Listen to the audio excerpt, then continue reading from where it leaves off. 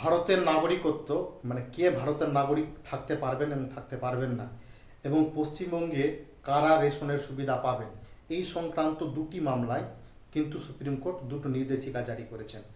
এবং এসআইআরে পশ্চিমবঙ্গে এসআইআর করতে গিয়ে যাদের নাম ভোটার লিস্ট থেকে ডিলিট হয়ে গেছে, মানে ভোটার লিস্ট থেকে যে সমস্ত ব্যক্তিদের নাম বাদ হয়েছে, তারা কি আদৌ ভারতের নাগরিক থাকতে পারবেন?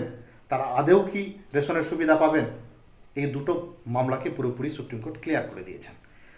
সুপ্রিম কোর্ট বলেছেন যে যে সমস্ত ব্যক্তিরা ভোটার লিস্ট থেকে নাম বাদ গেছে, যে সমস্ত ব্যক্তিদের, তারা কিন্তু ভারতের নাগরিক থাকতে পারবেন। কারণ ইলেকশন কমিশনের কাজ হচ্ছে, ইলেকশন কমিশন অফ ইন্ডিয়ার কাজ হচ্ছে ভোটার লিস্টে ব্যক্তির নাম ইনক্লুড করা, মানে যোগ করা, এবং এক্সক্লুড করা, মানে বাদ দেওয়া।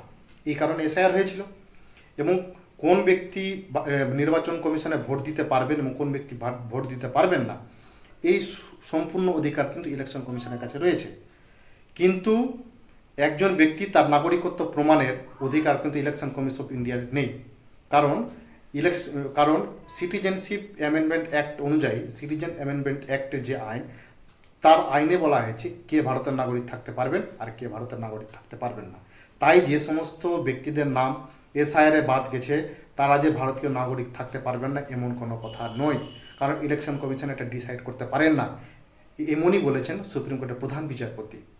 সেকেন্ড কেস যেটা আসছে, দ্বিতীয় হচ্ছে মহিবুল্লাহ মণ্ডল নামে, যার বক্তব্যের বা যার কেসের শুনানি করতে গিয়ে সব জিনিসগুলো সুপ্রিম কোর্টের বিচারপতি বলেন যে বিগত 4 তারিখ জুন ফুড অ্যান্ড সাপ্লাই ডিপার্টমেন্টের পশ্চিমবঙ্গের খাদ্য ও সরবরাহ দপ্তর বলেছিলেন যে সমস্ত ব্যক্তিদের নাম এসআইআর নাম বাতিল গেছে, তারা কিন্তু রেশনের সুবিধা পাবেন না, মানে তারা রেশনের মাল বা রেশনের জিনিসপত্র পাবেন না।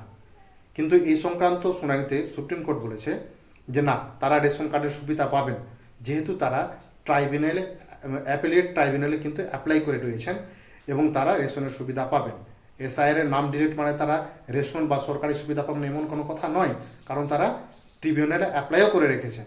এবং এই সংক্রান্ত মামলায় সুপ্রিম কোর্ট কিন্তু ওরালি বা ভার্বালি জিনিসটাকে মৌখিকভাবে জানিয়েছেন এবং বলেছেন যে এই সংক্রান্ত মামলা, যেহেতু হাইকোর্ট আইনের ব্যাপার অনেক ভালোই বোঝে, আপনি হাইকোর্টে যান এবং হাইকোর্টের এই মামলার শুনানি সংক্রান্ত পুরো ব্যাপারটা আপনাকে বুঝিয়ে দেওয়া হবে। আপাতত তাহলে ক্লিয়ার, একটা জিনিস ক্লিয়ার, যে ভোটার লিস্ট থেকে নাম ডিলিট হওয়া মানে আপনার নাগরিকত্ব কিন্তু শেষ হচ্ছে না। সেকেন্ডলি হচ্ছে আপনার ভোটার লিস্ট থেকে নাম বাদ হওয়া মানে আপনি রেশনের সুবিধা পাবেন না, এমন কিন্তু নয়। এই